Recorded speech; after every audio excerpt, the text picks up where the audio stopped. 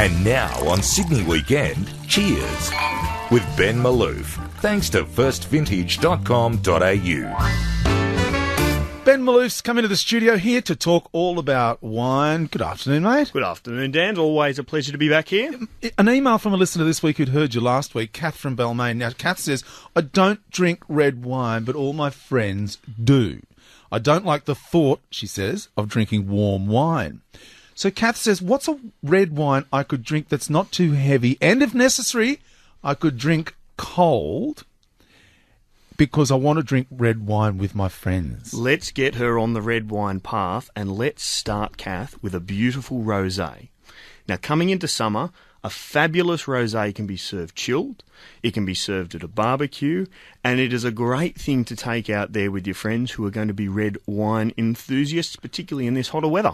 So what's a good Australian rosé? Oh, look, I'm loving the Margaret River at the moment. So wonderful wines from that part of the world. Wonderful wines. I think not only, look, the beauty of the Margaret River for me is it's one of the most eclectic wine regions, not just in Australia, but in the world. You can have a multitude of grapes from Shiraz to Cab Sav to Chardonnays. Anything comes good from the Margaret River.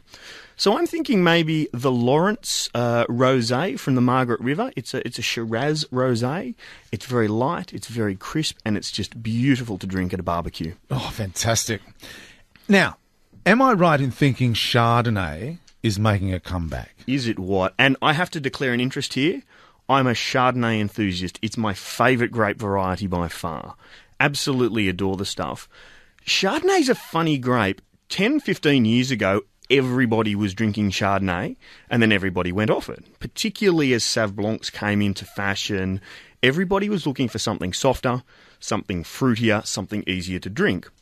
Whenever I'm doing a wine tasting and I'm talking to people and people say, I don't like Chardonnay, the first question I ask is, what don't you like? Why don't you like it?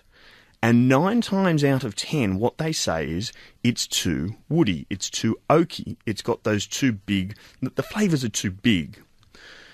What's happened with Chardonnay is they used to be all really, really heavy and wooded.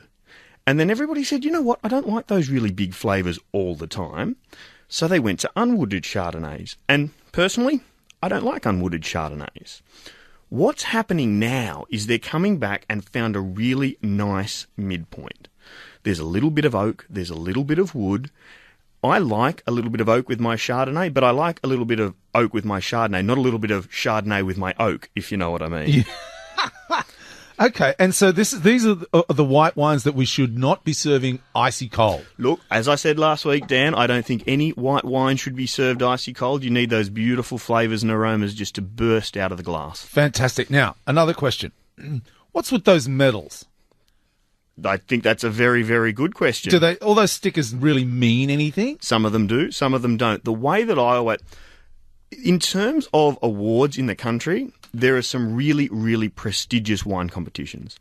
The Royal Wine Competitions are easily the most prestigious in the country, and they're held in the capital cities around Australia. When you look at a bottle, always have a look at the medal that's on the actual bottle.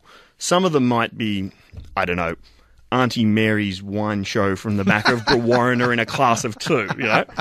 And I'm sure that Auntie Mary runs an absolutely fabulous wine competition, but is that necessarily a validation of excellence? Yeah. Look for the Royal Wine Shows, Sydney, Melbourne, Canberra, Adelaide, Perth. And they're held at the actual agricultural show, like the Ekka in Brisbane and the Royal Easter Show or whatever. They're run by the same people. So the Royal Agricultural Societies run the Royal Wine Competitions. Right. They're not necessarily held at those shows, but they're all... Oh, okay, right. Yeah, so the Sydney Royal Wine Show is run by the Royal Agricultural of New South Wales. Look out for those medals because they are certainly the benchmark for excellence. Now, I want to take a step back to Chardonnay. You spoke last week about buying Australian-made. What's a good Australian Chardonnay I could buy now to drink over the summer? Oh, look, my favourite, what I'm drinking at the moment is called Night Harvest Chardonnay. Again, it's from the Margaret River, and it's one of those wines we were just talking about before. It's not overly oaked, but it's got those beautiful, those beautiful vanilla flavours that you sometimes get out of Chardonnay. They are just, it's bursting with that, and I absolutely adore it. Well, that sounds... My mouth's watering, you see. That's why I can't... What time's knockoff? Yeah, exactly. Now, listen, we were talking during the week, and you've got a Facebook page, First Vintage on Facebook. So if people like your page, somewhere down the track, we're going to run some promotions. I reckon that sounds like a fabulous thing to do, Dan. Look, I'm all about trying to get some wonderful Australian wines out there, so let's see what we can do over the next few weeks. Okay, so go to just put in First Vintage Wines on Facebook, like your page, and then we'll have a list of everybody who's liked it, and down the track we'll do some promotions through it. That sounds like a wonderful idea. Give us the website again. It's firstvintage.com.au, or check us out on Facebook. There you go. Ben Malouf there, all about wine, and he'll be joining us about